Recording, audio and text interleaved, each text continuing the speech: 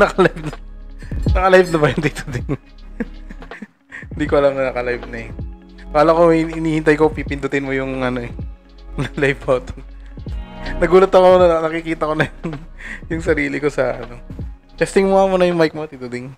Hello mga pamangkin. Ayun. What's up? Alright. Dalawa na ulit mic namin. Parang di naman tayo kawawa. Baka may issue tayo. Uy, issue agad.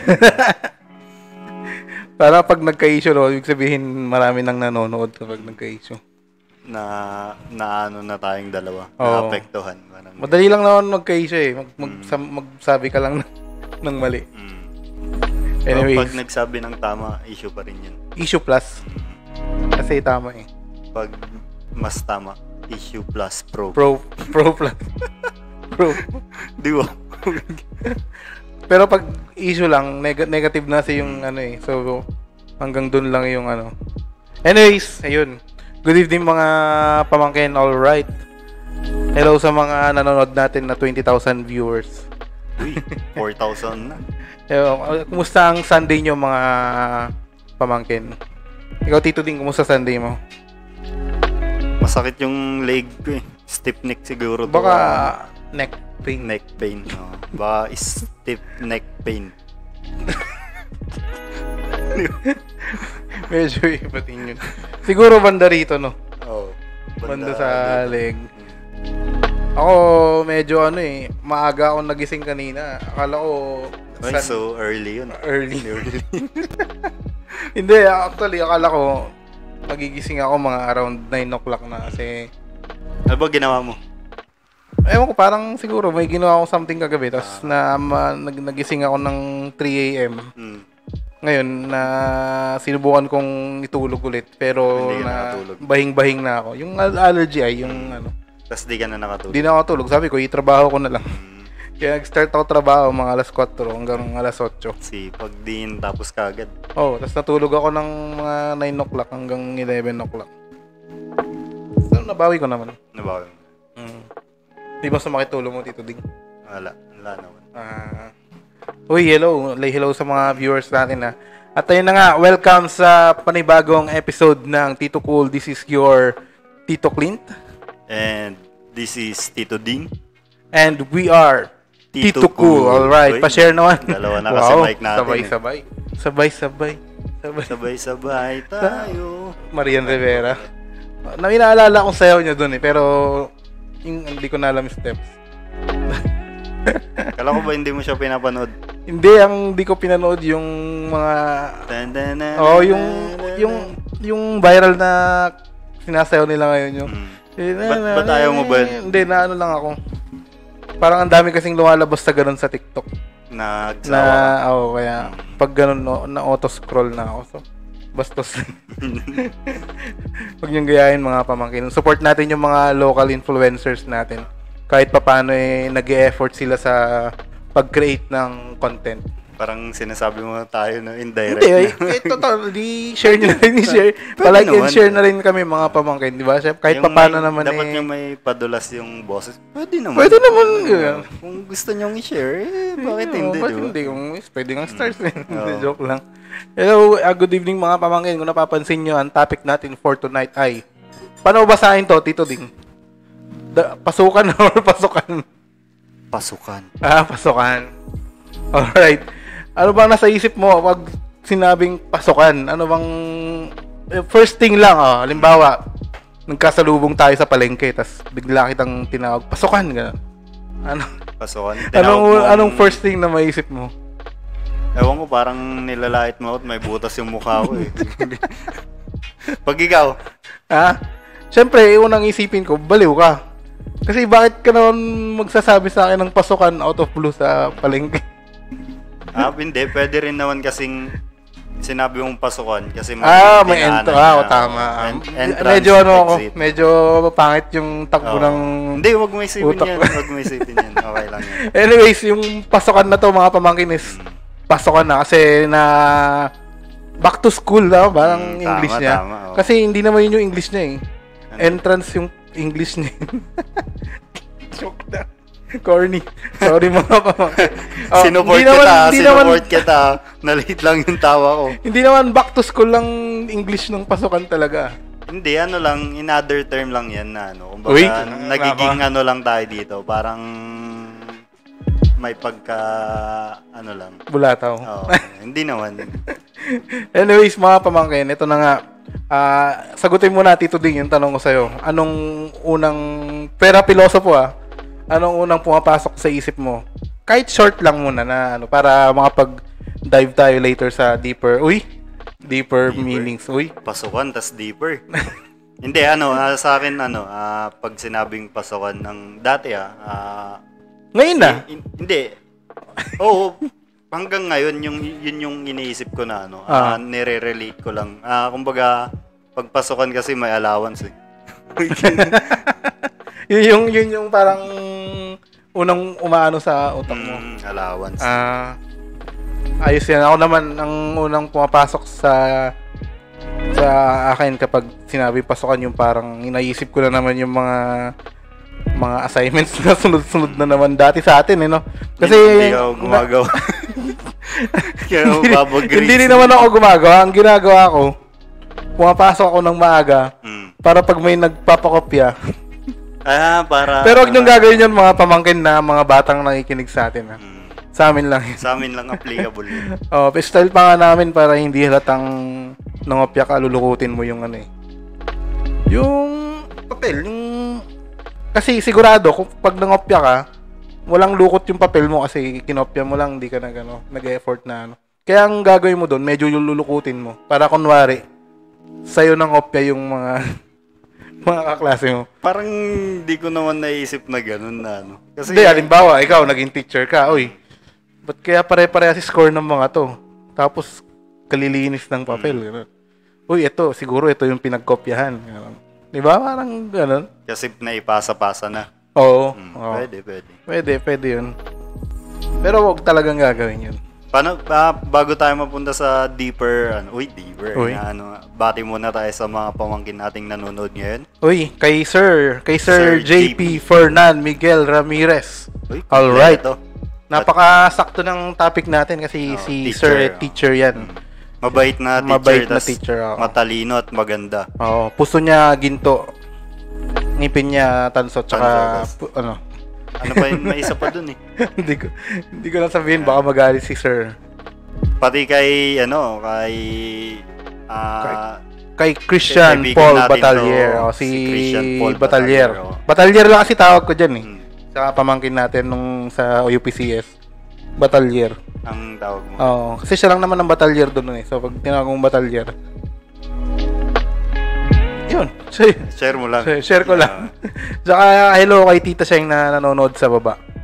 Alright. Sabi niya, holiday pa bukas, wala pang pasukan. Holiday ba bukas? Tapos dapat daw si JP Fernan Miguel Ramirez ang guest natin kasi sa episode na to. Tama nga naman. Pwede pa naman yata humabol si Sir eh. Pasukan, pero volume 2 na parang gano'n. Pwede, ibang perspective, no? Kasi medyo rin ang issue ngayon sa issue. Hindi, maingay ang ngayon ng pasukan kasi iniba nila ang brigada, eskwela. Alam mo ba yun, yung Hindi na, iba na pinapanood. Hindi, napapanood ko lang yung mga balita lately na alam ko pinatanggal na yung mga clutter yata tawag nila doon sa classroom. Yung mga design ng mga, alam mo yun, sa elementary, yung hanggang high school yata ganun eh. Yung may mga designs. Bakit? Para daw mas makapag-focus yung mga estudyante sa nagiging distraction ba yun sa tingin? Oo daw. Tsaka may napanood na rin naman ako kay Sir Carl Balita. Nag-upload siya ng video niya. Sabi niya, nag-cite siya ng studies din tungkol dun. Kaya siguro goods naman yun. Ako kasi hindi na natin matatry hindi naman ako nag-aaral ngayon eh. I mean, nag-aaral man from laptop na lang. Hindi na pumapasok sa classroom. Ikaw, kung pag-aralin mo ako, pwede naman pag marami nang nanonood sa atin. Sabi niya. Sabi naman sino to? Si Omak. Si Omak. Sabi niya, yung intermission number mo, laban na. Yun, isa din yan sa mga, Tito Ding, nakakaabang-abang sa pagpasokan na. Yung intermission number. Ginawa namin yan mga first year lang madalas ang alam ko Intermission, Yung ano kapag yun? magpapakilala ka, tapos pangalan mo, tapos talent mo, taga saan ka, ganun Buti walang ganun sa... Wala naman. Meron sa amin actually. I-share ko Baka siya. hindi sana tayo magkasama. Share ko lang Baka yung artista na ako. yung kaklase ko dati. Oo. First year college, siyempre pinagganon kami.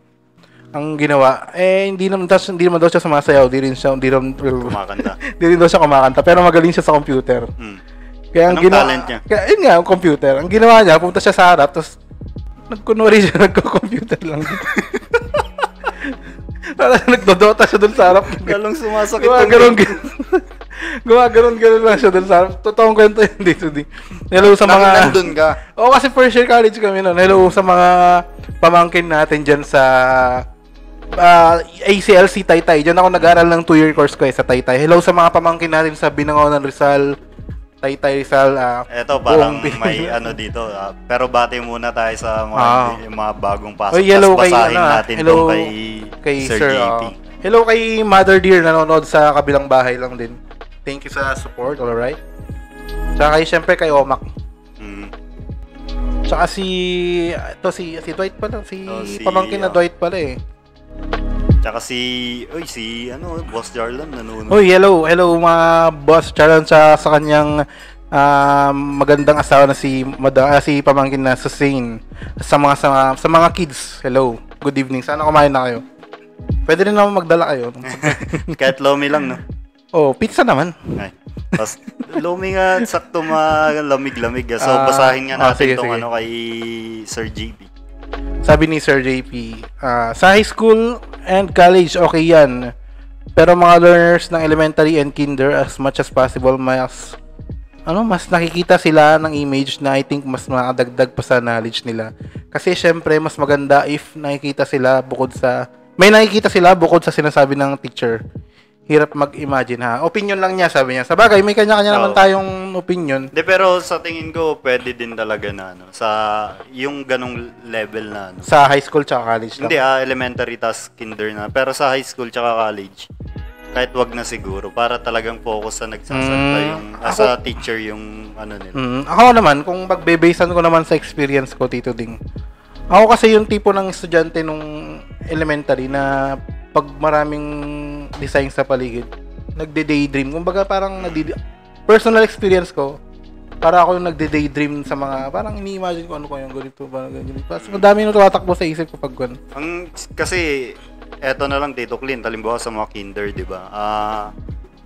Ang ginagawa na lang talaga ng mga prof o kaya teacher na nagtuturo talagang verbal na Ngayon, wala na sila nung parang mga ginagawang siguro naman. Diba parang mas mahirap para sa kanila na kaya okay din yung sinabi ni Sir JP na para hindi puro pwede rin naman siguro yung gano'n. Anyways, kanya-kanyang yan. Ngayon naman, sana magkakaroon na actually ng experience yung Philippines ngayon. Kasi syempre, matatry nila ngayong year. Syempre, kapag nakita nila na nag-improve, tutuloy nila siguro. Kaya, tapos pag saka malalaman ng mga expert kung anong dapat gawin. Tayo, opinion lang naman ngayon kasi hindi naman tayo expert. Tsaka di rin tayo nagtuturo, hindi rin tayo estudyante, kaya tayong dalawa. Kaya ang maganda, meron pa may mga teacher. Actually, may mga kaibigan tayong, actually si Tita Sheng na lang. Licensed teacher si Tita Sheng. Then, sinabi niya din kanina na distracted yung mga students kapag. Ito pa kay Sir Korean.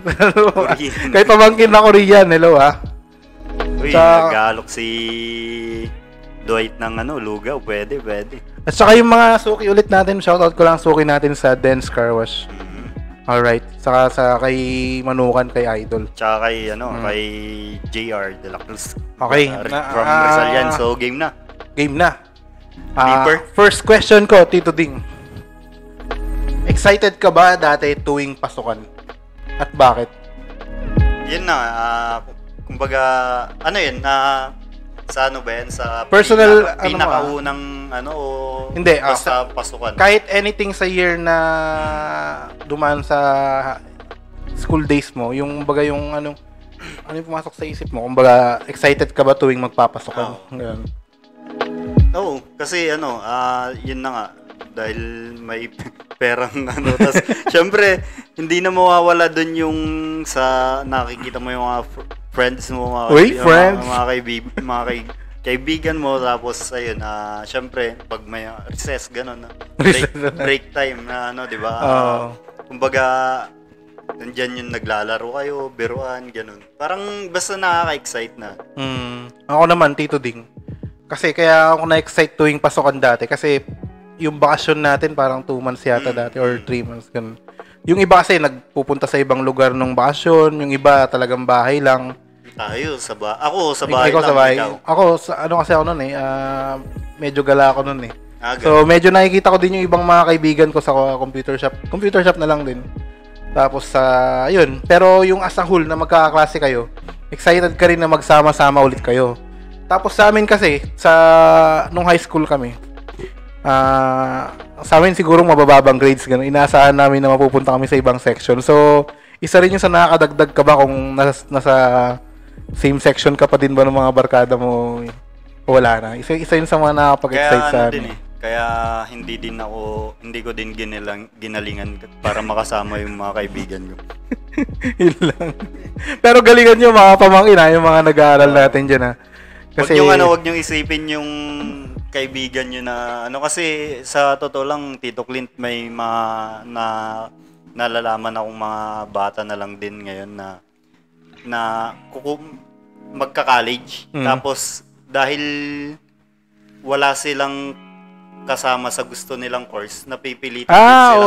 Hirap yung ganun. So yan, actually may mga actually nung sila nung nakalakilan lang, nagharap-harap tayo nila pamangkin na engineer. Sila sir dito sa New York guys. Diba nakwento nila na nung una ayaw naman ng ganito, ganyan. Tapos yung parang gusto mo makasama yung kaibigan mo sa isang course. Kaya ka nag-enroll sa course. Ikaw ba? Kaya ka ba nag-IT kasi andun yung mga kaibigan mo? Hindi ko din alam. Kasama sa question kayo mamaya, pero hindi ko din alam talaga. Ikaw muna mag-question, Tito Ding? Chinat ko sa sarili ko yung question ko, tapos nilike ko pa. Pares tayo pero hindi ko nilike yung sa akin. Ano ang pinaka na miss mo noong nag-aaral ka ba? Ano yan? Sa pasukan?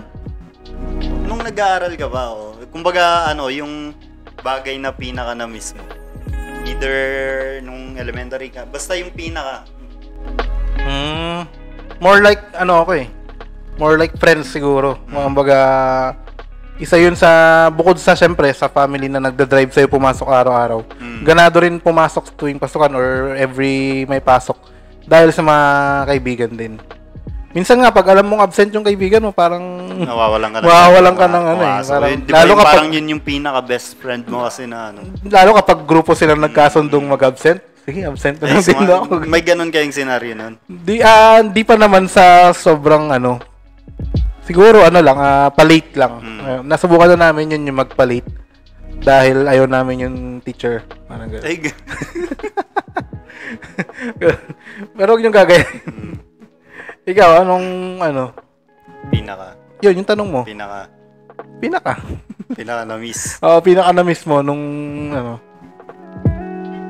Yung talaga sa akin, Tito Clint, yung jamming talaga na Kumbaga, nag-aaral naman ako. Ano ba yan? High school o college? Lahat na. Kasi, elementary na pala kaibigan din ako na... Iba kasi ang experience ng college Para sa akin Para ako, nung unang lipat ko kasi ng college, Tito Ding, para akong na culture shock Ibang-iba sa high school Yung palipat-lipat ka nun Manila, sa Binondo. Binangonan. Yung sa yung first school ko kasi nung college sa Baguio, sa St. Louis. Na culture shock ako kasi nakala ko teacher yung lilipat ng classroom. Kayo pala. yung So naghintay ka? Naghintay ako nagtataka ako, nagsilabasan na yung mga klase ko. Ganun. Tapos tinanong ko yung na iwan din na ba't sila lumabas na ganito, ganyan. Yung pala, lilipat kami ng classroom. Meron pa nga yung building mismo yung lilipatan Akala ko yung building yung lilipat. Akala ko mag-joke ka lang. Isa rin yun sa nakakagulat nung pasukan nung college. Yung culture shock kasi iba yung culture ng college sa high school. Ayun. So, ako naman, next question, Tito Ding. Paano ka naghahanda noon sa pasukan? I mean, paano mo hinahanda yung sarili mo sa pasukan? Yun? Pasukan? Ano talaga, Tito Clint? Alam mo noon, mahihain ako na ano eh. Diba? Kumbaga, kung lalo na yung college, as in wala akong kakilala doon na ano. Kumbaga, go with the flow lang na ano. Kumbaga, bago ako pumasok talagang ang inaano ko na maging friendly, maging kumbaga sineset ko na hindi ka naman nagsasabi ng affirmation sa sarili mo. Pogi ka, pumasok ka lang. Mga ganun. Hindi, nandun na kasi yun, nandun na. Kasama na yun. Ako na. Pogi ka. Pumasok ka para makita ka nung nagka-crush sa'yo. Ganun ba sinasabi mo, Tito Ding? Hindi. Yung nandun na kasi yun, pogi eh. Kaya hindi ko na sinasabi. Feeling ko, kaya ka pumapasok para ma-inspired yung ibang kaklase mo. Nandun na rin yun. Okay. Ako naman, naghahanda ako nun. Unang-unang chinecheck ko bago magpasokan, kung kasya ko pa ba yung uniform.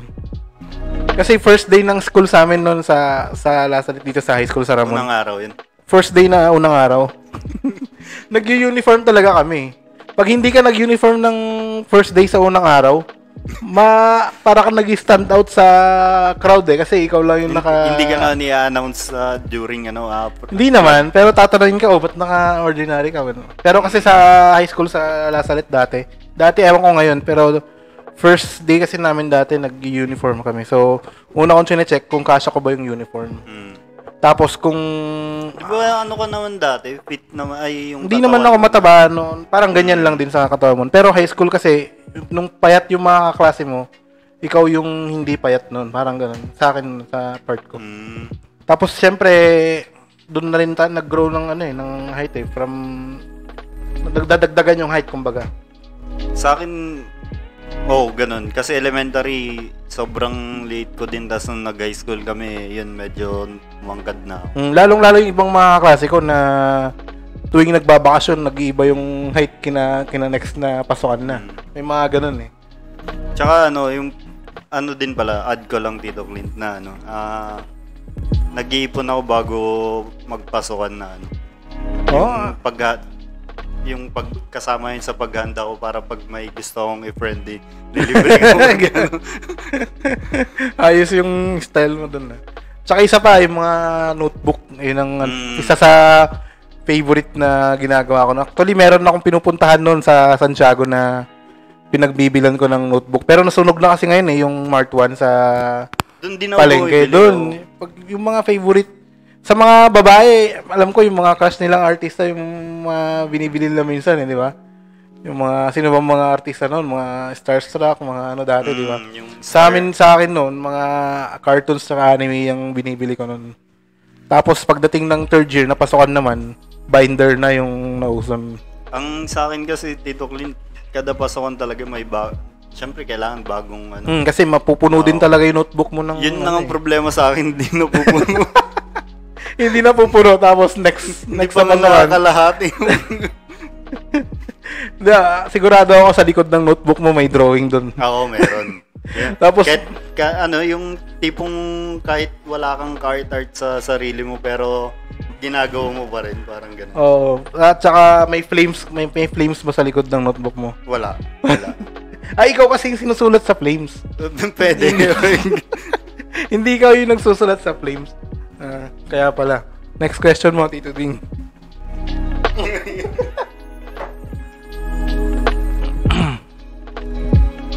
Hello kay JR De La Cruz pamangkin na JR. Papa-shoutout daw sa Tito Ding.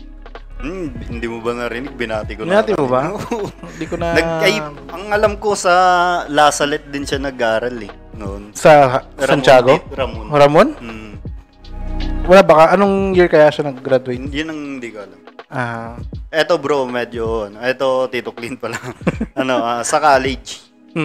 Gusto mo ba yung course na tinapos mo? Ako, may iba ka bang Ang first choice ko talaga nun, engineering. Nag-engineering ako ng 2 sem, magkaibang school. Tapos, pagdating sa pangatlong school ko, nag-try ako naghanap ng malapit na school dun sa pinagtatrabahuan habang nag-aaral noon time na yun.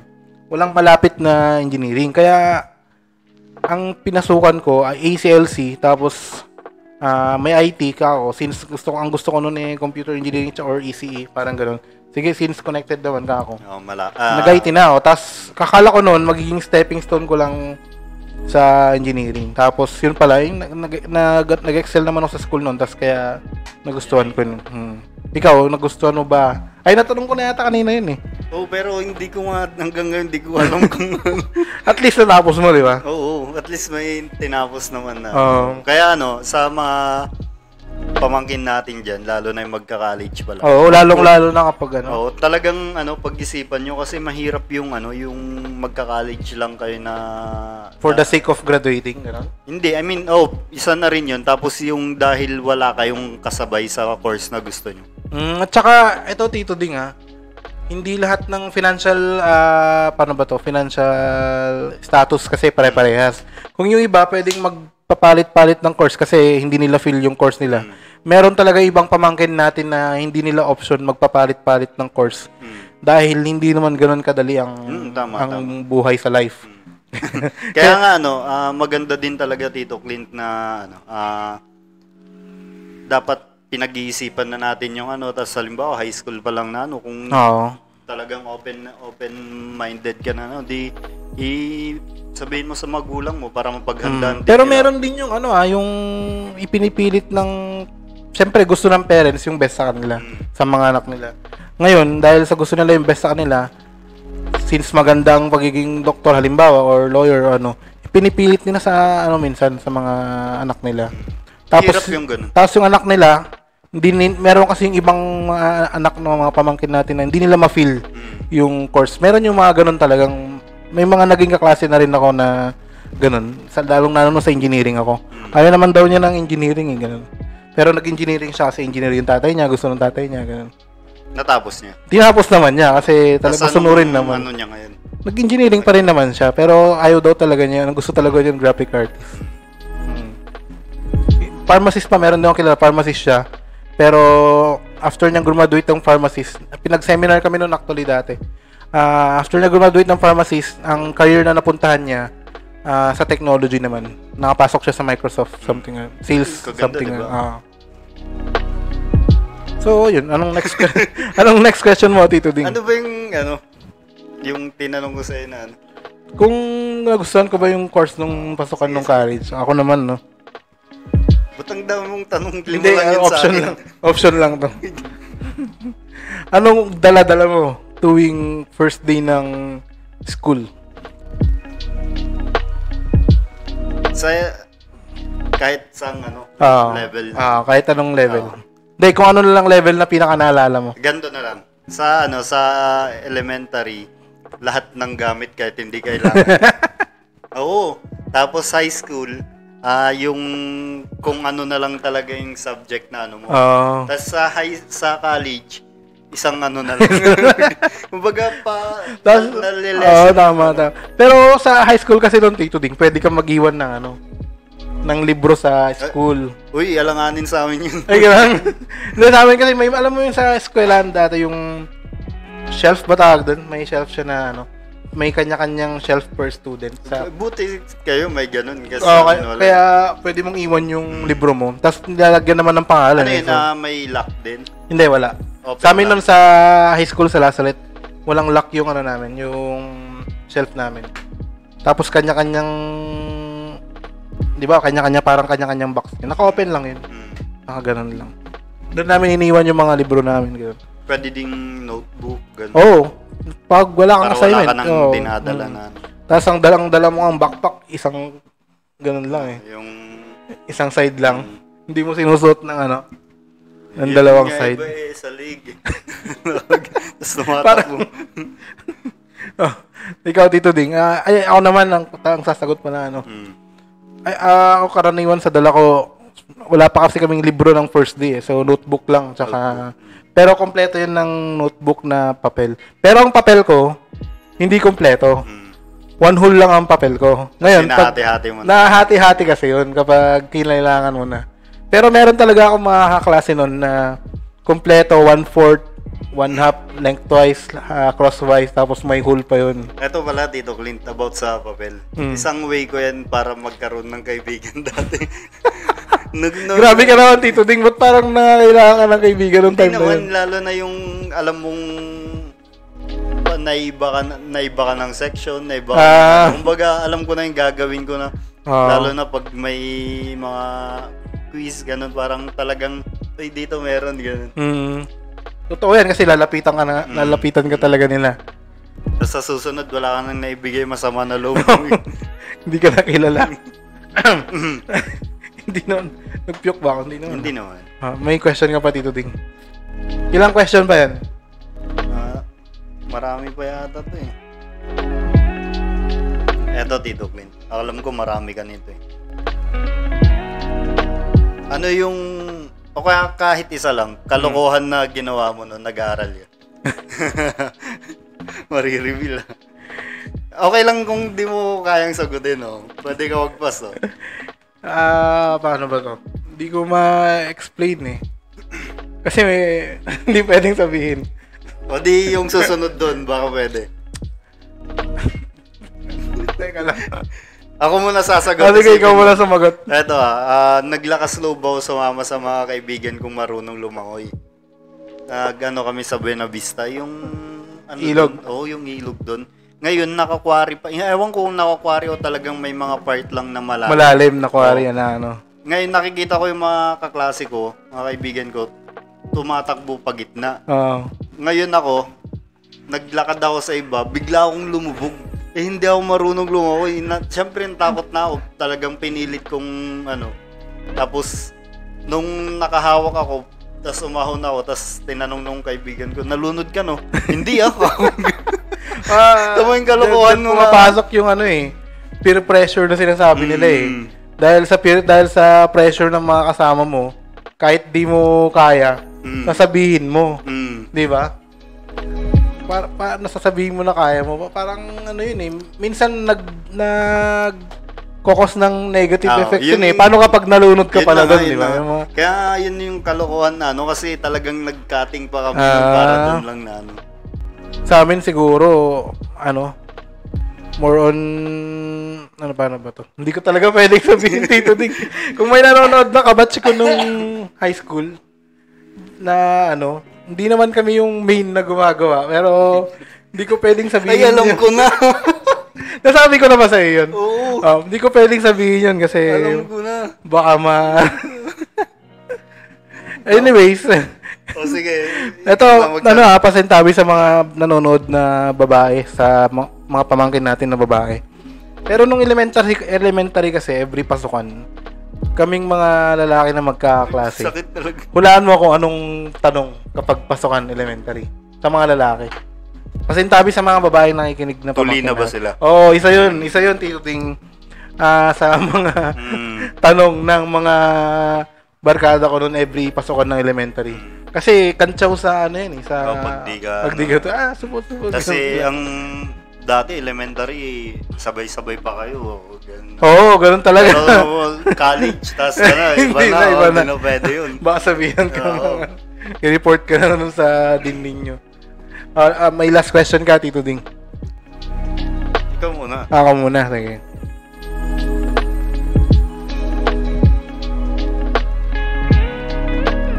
Ito. Magbigay ka ng isa sa mga hindi mo makakalimutan na experience sa first day ng class.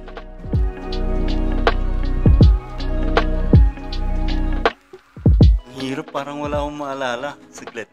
Ako muna. I-share ko muna yung experience ko. Sa transition noon from elementary to high school. So, ibig sabihin, first day ng school, hindi nyo pa alam yung section nyo. Tapos, hindi nyo pa alam kung sino yung mga bagong kaklase nyo o kaklase nyo pa ba yung mga mga dati nyong kaklase ng elementary. Ang ganyan kasi sa high school kasi, di ba nagkakaroon ng flag ceremony. Ang di ko makalimutan na noong time na yun, first year high school ako, flag ceremony, wala akong pinagsabihan na kahit kanino, kahit sa parents ko na during flag ceremony, Natay para ka. hindi. Elementary yun, yun na ano ako. Pero during flag ceremony ng high school, unti-unting lumalamig yung ano, yung tenga ko, tas parang nahihilo na ako, ganun. Tas talagang parang may himatay na ako sa linya, pero dahil first day ng school, tapos ang daming makakita sa'yo, talagang tiniis ko hanggang loob ng classroom yun. At parang may himatay. Na pressure ba na ano? First day ng high school, ganito, ganyan. Parang natakot ako kaya may matay na ako. Yung isa yung sa mga di ko makakalimutan. Bukod sa nakatayo ng elementary. Bro, ay Tito Clint, sabi nga nila, yung matatalino sa klase, makakalimutan yun. Pero yung nakatayo, lifetime daw yun. at least hindi first day ng school yung sa akin. Sa kalagitnaan naman na ng school days yun. Sa akin, Tito Clint, hindi ko sure kung first day of school to, meron yung high school kasi, tas papasok na ako. Bale, nakamotor ako, di ba? Ngayon, pagpasok ko, naka-uniform, syempre, na white. Tas, nung nasa guard house na ako, yung papasok na ako sa gate, biglang nangamoy. parang may mabaho. Nangamoy yung? Parang may mabaho. Tapos nung nandun na ako, naamoy din nung guard. Siyempre, tingin ako sa likod ko kung meron. Yan pala, meron na dito ko sa tas meron, ewan ko kalat-kalat, ewan ko kung saan galing. Ang inisip ko, nagulungan nung motor ko, baka may ibang sasakyan na tas tumalsik sa Ay, akin. Tas ang daming, syempre, papasok yun na, ang daming dumadaan. Doon, nakakahiya yun.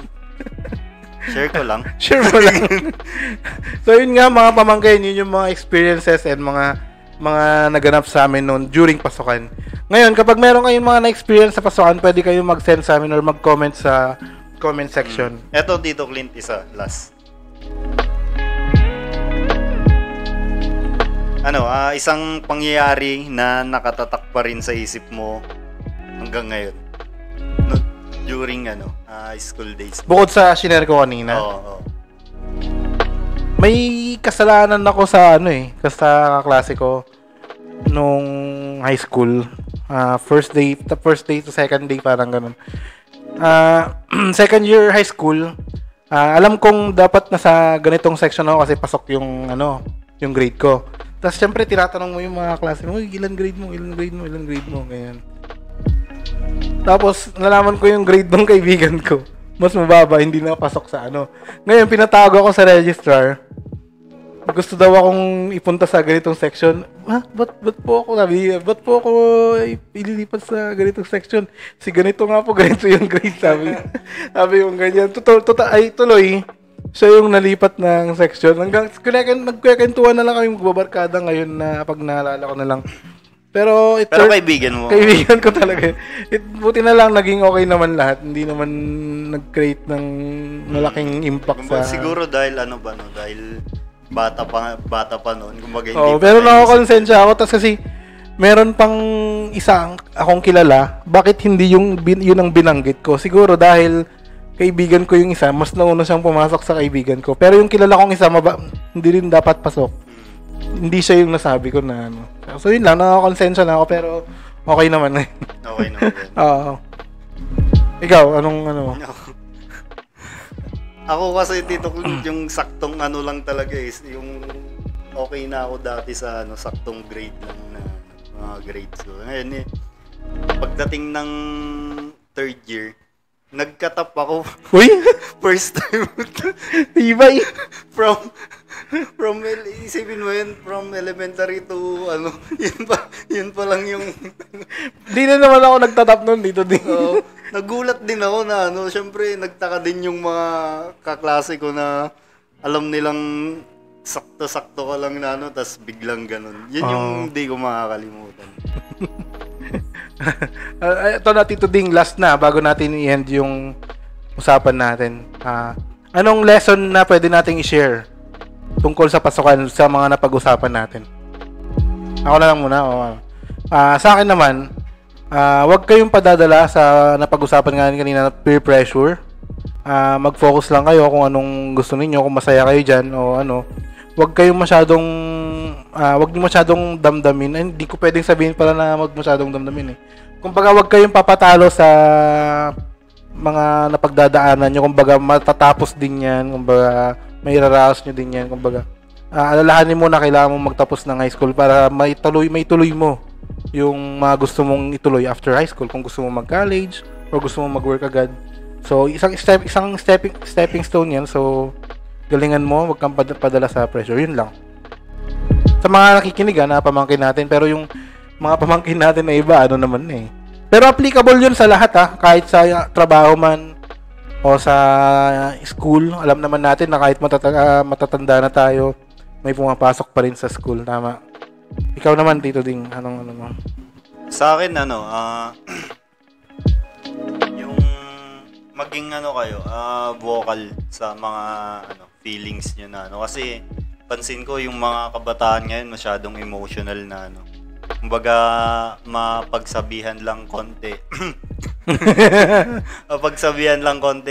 iba na yung take nila. Kumbaga dapat maging open kayo lalo na sa mga magulang nyo. Yun lang. So ayun nga mga pamangkin yung lessons, pero bago magtapos basahin muna natin yung mga comment ng pamangkin natin. Sabi nag-over, di ba ako daw? Sabi ni Sir JP, sabi niya, sure, mahirap kasi lalo na sa kinder, may exemption to the rule. Tama naman si Tito. Sabi naman ni Sir, ni pamangkin na Charlon, nakaka-excite lagi kapag alam mong may Iba rin yung ni pamangkin na Charlon eh. Iba rin yung gusto, yung ibig niya sabihin sa pasokan pala eh. Sabi pa ni Sir JP, bulakbol lang si Ding noon, nag-over daw. Hindi ko alam na nakikita ko siya dati sa... Pero magka-batch kayo ni Sir JP? Hindi. Hindi ba? Nakikita ko pa lang siya dati. Pero kabatch mo si Jelson, di ba? Si pamangkin na Jelson, tapos di ba may nag-ano pa siya nun? Ha? Jelson? Ay, sorry. Muntik lang. Joke lang. Bibiruan lang mo. Sabi ni pamangkin na Eugenio, parang di naman Tito Ding, parang iba kaya. Excited ka sa pasukan natin. Parang may mga mangbibisto sa akin dito. Sabi naman ni Omak, ni pamangkin na Omak, ano namimiss mo? Sabi niya, yung makarot ka ba dahil may... Hindi, Tagalog mo nga, Tito Ding. Ano? Asan na yun? Makarot ka ba dahil may manadag sa inyo para labugan ka? Ano daw? Hindi ko. Naku, parang iba yun. Ayoko. Hindi ko din alam. Ba may pwedeng mag-translate dyan, no? Sabi niya pa, mas nakakamiss po mga benta sa kantin. Totoo naman. Alam ko may mga kaklase ako nung nun eh. Kain barbecue sa pila pa lang eh. Gusto yung barbecue. Uy, sabi na, isa yan sa mga pamangkin na kasabayan ko nung high school, si pamangkin na Godplay Onolio. Si Godplay. Isa sa mga kababata ko yan. Sabi naman ni pamangkin na Tita Sheng, what? Tita Sheng, nadidistract ako sa kidlat sa likod niyo. Tumpak Tito Clint, nagpapapogi yan bago pasukan, sabi niya. Ay, mambibisto talaga. Sabi ni Robic naman, na-miss ko yung nag-guidance ako. Tapos for the rescue si Tita Sheng at Tito Ding. Nag-guidance ka ba, Tito Ding? Nag-guidance? Oo. Hindi ko din maalala. Ako nag-guidance ako kasi may nag-aaway na dalawang kabatch ko nung high school. Nag-aaway. Umawat ako. Dahil ako yung umawat, na-persa kong natulak yung isa. Ikaw na yung muntik tuloy siyang nauntog. Ako tuloy yung nag-guidance. Pabida ka. Shout out sa pamangkin natin na si Wilfred tsaka kay Erwin Agustin tsaka kay Wilfred. Nag-aaway sila doon, hinawat ko lang, natulak ko si Erwin yata. Ako tuloy yung nag-guidance. Okay naman kayo yan. Okay naman. Barkada pa rin na hanggang ngayon. Ako kasi di nagbago height, sabi ni Tita Sheng. Sana all nag-iiba ang height kapag pasukan. Pero na-observe ko yun, Tito Ding, nung elementary, may mga kaklase kaming babae na mas matangkad. Pero nung high school na, mas tumangkad na yung mga lalaki kaysa sa mga babae. Ano pa, Tito Ding, magbasa tayo ng ano. Uy, shoutout din pala kay Papa na nanonood from China. Hong Kong, China. May ako, nasa si Papa? Nasa Hong Kong si Papa eh.